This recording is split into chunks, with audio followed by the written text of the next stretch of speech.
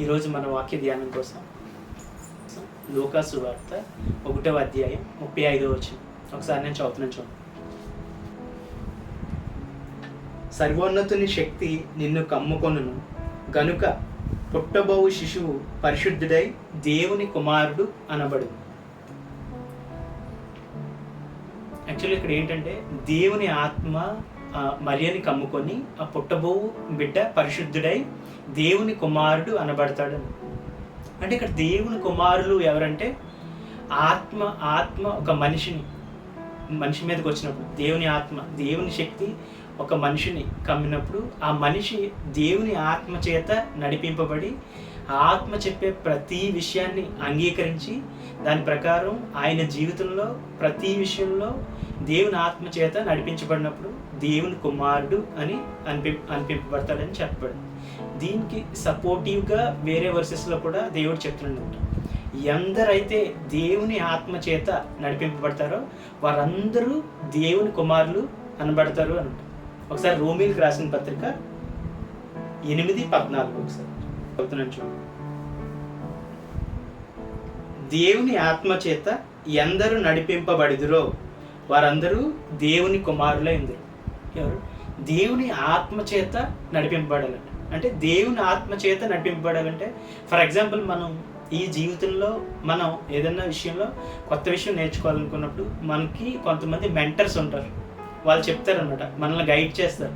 ఒక కొత్త ప్రదేశానికి వెళ్ళినా లేదంటే కొత్త విద్య ఏదైనా మనం నేర్చుకున్నప్పుడు కూడా మెంటర్స్ మనకే చెప్తారు, ఇలా చెయ్యాలి, ఇలా మాట్లాడాలి, ఇలా నడవాలి, ఇలా ఆడాలి, లేదంటే ఇలా ఈ విధంగా ఈ పని చేయాలని చెప్తారు. అలాగే ఆత్మ చేత మనం నడిపింపబడాలంట. మనం మాట్లాడే విధానం కానీ మన జీవిత విధానం కానీ మనం చూసే చూపులు కానీ అన్నీ కూడా ఆత్మ చేత నడిపింపబడాలంట. అలా నడిపింపబడినప్పుడు మనం దేవుని కుమారులు అవుతామంట.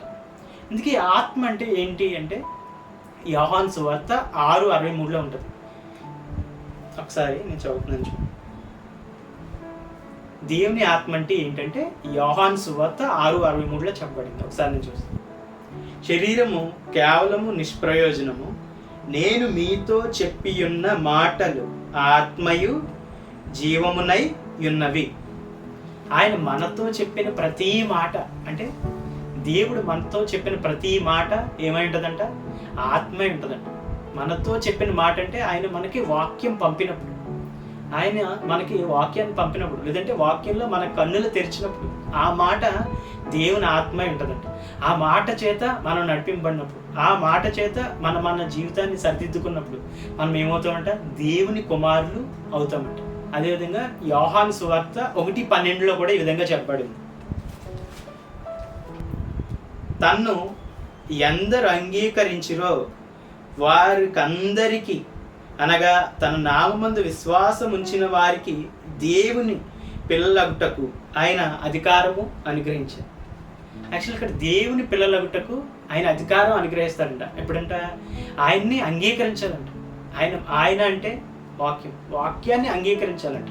అంగీకరించడం అంటే ఫర్ ఎగ్జాంపుల్ మనం ఏమైనా కొన్నప్పుడు మనం వాటి షరతులు ఉంటాయి. వాటి షరతులకి మనం ఏం చేస్తామంటే అంగీకారం తెలియజేస్తూ మనం ఏం చేస్తాం? సంతకం పెడతాం. అదేవిధంగా వాక్యం మన దగ్గరికి వచ్చినప్పుడు, వాక్యం మనం విన్నప్పుడు ఆ వాక్య ప్రకారం మనం అంగీకారం తెలియజేయాలంట. అంగీకారం తెలియజేసి దాని ప్రకారం మనం నడిచినప్పుడు మనం కుమారులు అవుతామంట. ఆయన ఆత్మ చేత నడిపించబడినప్పుడు, అంటే ఆయన వాక్యం చేత నడిపించబడినప్పుడు, ఆయన వాక్యానికి మనం అంగీకారం ఇచ్చినప్పుడు మనం ఆయన కుమారులు అవుతాం. సో ప్రతిరోజు మనం ఆయన వాక్యాన్ని అంగీకరించి దాని ప్రకారం మన ప్రవర్తనని మనం పెట్టుకుని మన జీవితంలో నడిచినప్పుడు ఏంటంటే మరి ఏ విధంగా ఒక కుమారుని, యేసు అనే కుమారుని ఈ భూమి మీద తీసుకురాగలిగిందో పరిశుద్ధాత్మ శక్తి చేత మన జీవితంలో కూడా మనం యేసుని ప్రతిబింబ చేయగలుగుతాం. యేసు లాంటి వ్యక్తిని మన జీవితం ద్వారా ఈ భూమి మీద మనం ఏం చేస్తామంటే అనేకులకి యేసుక్రీస్తుని మనం మన జీవితం ద్వారా చూపించగలుగుతాం. సరే, కళ్ళు మూసుకొని పరలోకమందున పరిశుద్ధాత్మ, అవును తండ్రి, మేమందరూ తండ్రి నీ కుమారులు అనిపించుకోవడానికి సహాయం దయచేసినందుకు అన్నారు. అట్టి కృప మాకు ఇచ్చినందుకు అన్నారు. అవును తండ్రి, క్రైస్తవులు అవ్వగానే తండ్రి మేము మీ కుమారులు అవ్వం తండ్రి. అయితే నీ మాటల్ని అయ్యా మీరు మాతో చెప్పిన మాటలు నీ ఆత్మ చేత తండ్రి మా అంగీకారం తెలియజేసి ప్రతి దినం తండ్రి మీ కుమారులుగా మేము జీవించడానికి మాకు సహాయం దయచేయండి. నజరేయుడైన యేసయ్య నామమున అడిగి పొందుకొని ఉన్నాము. ఆమేన్.